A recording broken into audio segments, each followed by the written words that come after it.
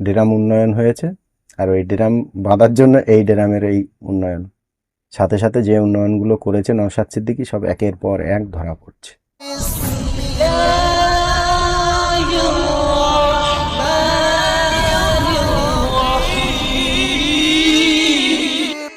এই দেখেন, আইএসএফের নেতারা বোম বাঁধার মশলা নিয়ে যাচ্ছিল, আর গ্রামবাসী হাতে নাতে ধরে ফেলে কি করছে একটুকুনি দেখেন। আইএসএফের যারা ক্রিমিনাল, যারা সন্ত্রাস, নওশাদ সিদ্দিকীর মদতে, কারিমুলের মদতে, ওহিদুলের মদতে, তৌফিকের মদতে, আলমগীরের মদতে আজকের এখানে মালগুলো মজবুত হয়েছে।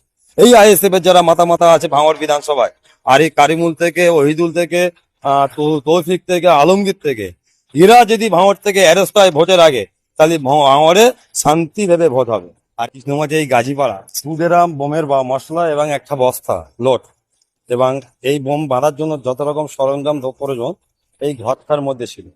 এই গাজীপাড়ায় একটা ছেলের নাম আছে, যার নাম হচ্ছে মাবুক আলী, সেই মালটা নিয়ে এখানে মজবুত করেছিল। এই কালকের কৃষ্ণমাঝি থেকে প্রায় 28 পিস মতো বোমা উদ্ধার হয়। এই বোমাটা প্রশাসন লেভেল যখন উদ্ধার করে তখন ওরা ভয় খেয়ে যায়, আমার মনে হয় ভয় খেয়ে যাওয়ার পরে ওদের যা মাল মজুদ ছিল ওই মালটাকে নিয়ে ওরা এখান থেকে পালিয়ে যাচ্ছিল। এখানকার সাধারণ মানুষ যারা মাঠে চাষ করে, আম পাবলিক, তারা তাদেরকে ধাওয়া করে ধরে ফেলার পরে ও বাইক সহ মশলা রেখে দিয়ে এখান থেকে পালিয়ে যায়। 4 বার জেল খেটেছে আইএসএফ এর এখানকার নেতৃত্ব।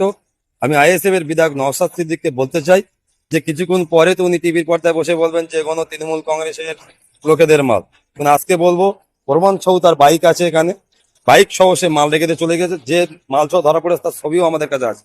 আমি নওশাদ সিদ্দিকীকে বলতে চাই যে তুমি 2023-এ ভাঙড় বিধানসভায় যে রক্তর হোলি খেলা খেলিয়েছিলে, ঠিক 2026-এ সেই হোলি খেলানোর জন্য আজকের প্রত্যেকটা বুথে 3 লক্ষ করে টাকা দিয়েছেন। প্রত্যেকটা বুথে বোম থেকে, মেশিন থেকে মজবুত করা। এবারে আপনারা নিজেই চিন্তা করেন যে ভাঙড়ে কি উন্নয়ন করেছে নওশাদ সিদ্দিকী। এই যে আপনারা ড্রামের ভিতরে দেখছেন, এই উন্নয়নগুলো আইএসএফ এর দ্বারাই ওইখানে সব পরিচালিত হয়েছে। যে পার্টি প্রতিষ্ঠাতা আব্বাস সিদ্দিকী সব সময় অন্য পার্টিদেরকে সন্ত্রাস বলে, গুন্ডা বলে, তার পার্টিতে এগুলো কি হচ্ছে এই বিষয়ে তারা কোনোদিন মুখ খুলেছে? খোলেনি। কেন বলেন তো? এটা তাদেরই ভিতরের লোক বলে। তাই আপনাদের কি মনে হয় এরা পলিটিক্যাল পাওয়ারে আসলে বাংলার মানুষ শান্তিতে ঘুমাবে? এই যে আগে একটা দেখিয়েছিলাম না যে ড্রাম উন্নয়ন হয়েছে, আর ওই ড্রাম বাঁধার জন্য এই ড্রামের এই উন্নয়ন, সাথে সাথে যে উন্নয়নগুলো করেছে নওশাদ সিদ্দিকী সব একের পর এক ধরা পড়ছে। আমার রিকোয়েস্ট আপনাদের কাছে, বাংলাটাকে শান্তিতে রাখার জন্য, বাংলার মানুষ সকলে মিলেমিশে বসবাস করার জন্য কোনো প্রকারের নোংরা পলিটিক্স না করে নিজে নিজে ভোটের প্রচার করুন শান্তিভাবে। আপনার কাজ ভালো থাকলে জনগণ আপনাকে বেছে নিয়ে আসবে। দেখেন, এখানে সবাই পাবলিকও দেখেছে, প্রশাসন এসেও দেখেছে।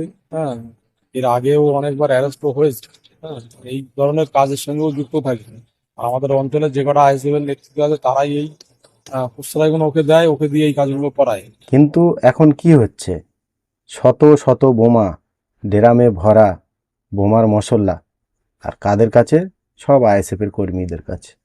আর যত দোষ সব টিএমসি সরকারের, কিচ্ছু করার নেই।